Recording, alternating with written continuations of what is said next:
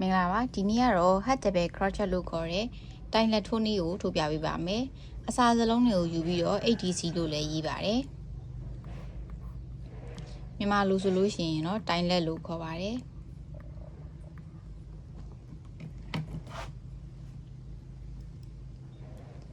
တိုင်လက်လေးထိုးဖို့ဖုံးမီလေးတွေအရင်ထိုးပါမယ်1 2 3 4 5 6 9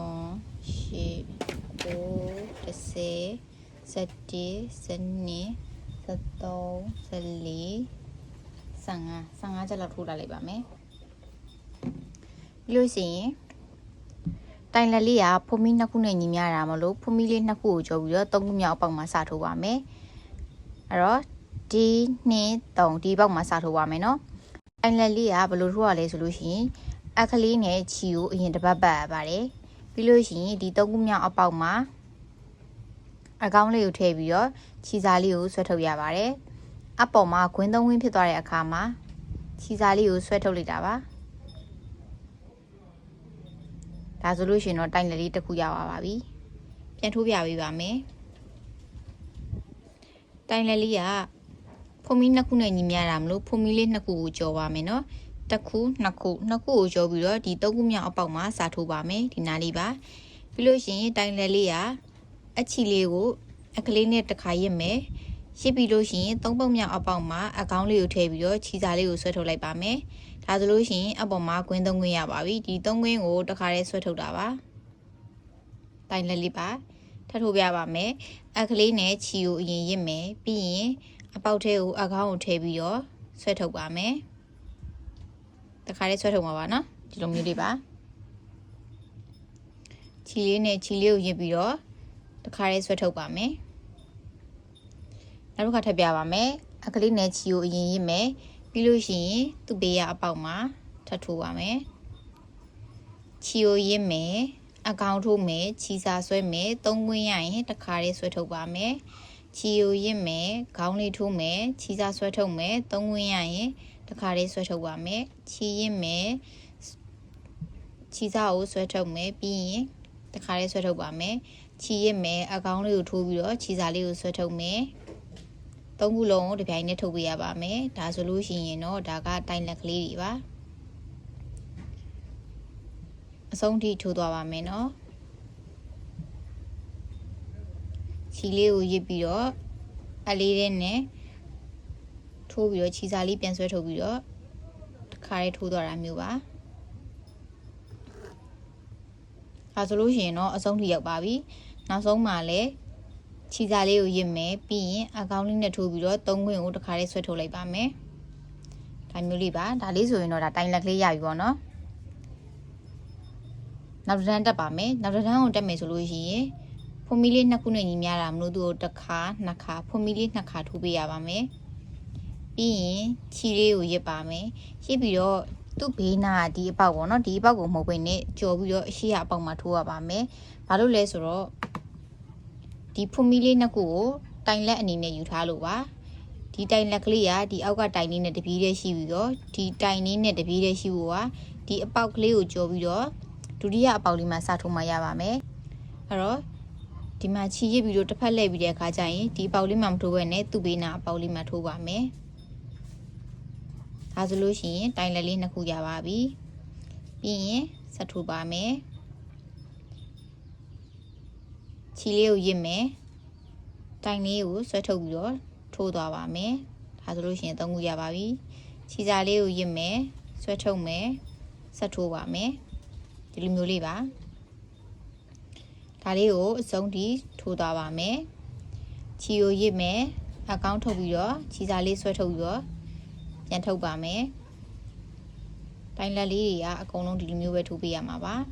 ချီရစ်မယ်အကောင်းလေးကိုထိုးမယ်ပြီးရင်ချီစာလေးကိုဆွဲထုတ်ပြီးတော့ပြန်ရစ်လာပါမယ်ချီကိုပတ်မယ်ပြီးရင်အကောင်းလေးထုတ်ပြီးတော့သုံးစားဖြစ်အောင်ဆွဲလုပ်မယ်ဒါဆိုလို့ရှိရင်အပေါ်မှာသုံးခွင်းရတဲ့အခါမှာချီစာလေးကိုတစ်ခါလေးဆွဲထုတ်ပါမယ်ချီကိုရစ်တယ်ဒါဆိုလို့ရှိရင်ဒီမှာနှစ်ကွင်းဖြစ်နေပါပြီနော်နှစ်ကွင်းဖြစ်နေတာကိုမှအကောင်းထိုးပြီးတော့နောက်တစ်ဆအုပ်ဆွဲထုတ်လိုက်တဲ့အခါမှာသုံးကွင်းဖြစ်သွားတာပါတစ်ခါလေးဆွဲထုတ်ပါမယ်တစ်ခါရစ်ထားတယ်ဆိုတော့ဒီအပေါ်ကကွင်းနဲ့ဆိုရင်နှစ်ကွင်းဖြစ်သွားတယ် အကောင်းလေးကိုထိုးပြီးတော့ပြန်ဆွဲထုတ်ပြမယ်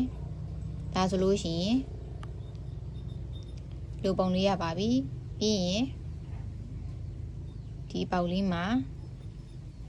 ထပ်ပြီးတော့ဆွဲထုတ်ပြီးတော့တစ်ခါလေးထိုးပါမယ်ဒါဆိုလို့ရှိရင်တော့၄တောင်ညီညီပုံစံလေးရပါပြီအပေါ်ကိုနောက်တစ်တန်းထပ်တက်ပြပါမယ်1 2ပြီးလို့ရှိရင်သူ့ကိုအဲ့တော့သူ့ဘေးနာကဒီကက်ရက်အပေါက်ကိုကျော်ပြီးတော့ဒီဘက်အပေါက်မှာစထိုးပါမယ်ဒီလိုလေးပါ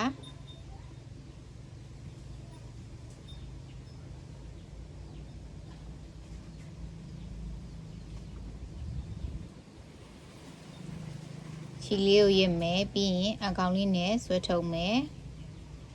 ချီလေးကိုရစ်မယ်အကောင်လေးနဲ့ချီစာလေးဆွဲထုတ်မယ်သုံးခွင်းရတဲ့အခါမှာတစ်ခါလေးပြန်ထုတ်ပါမယ်ချီစာလေးကိုရစ်မယ်အကောင်လေးထိုးပြီးတော့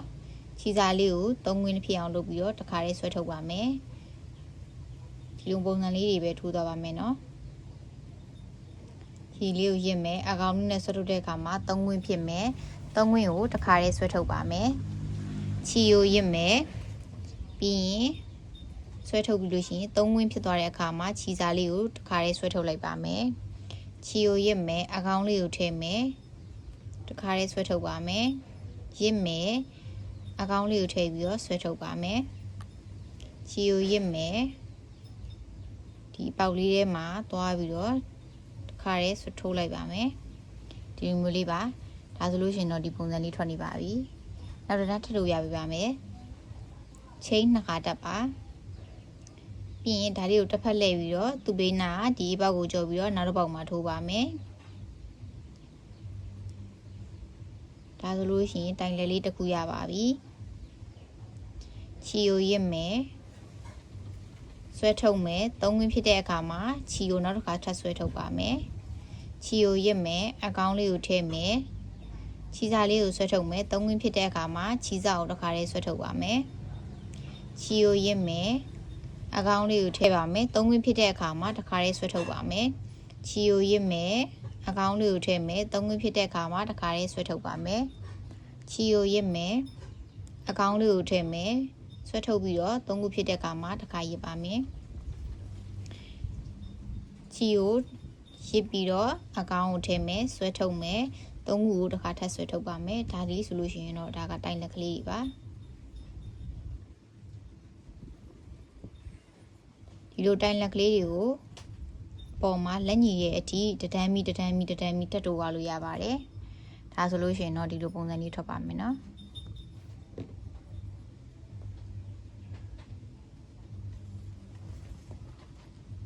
အဲ့တော့လက်ကလေးညီအောင်လို့တော့အပေါ်ဆက်ပြီးတော့ထိုးသွားပါလို့ပြောချင်ပါတယ်ရှင်ဒါကတော့ဇက်ထိုးပြတာမလို့ဒီလောက်လေးနဲ့ပဲရက်လိုက်ပါတော့မယ်နော်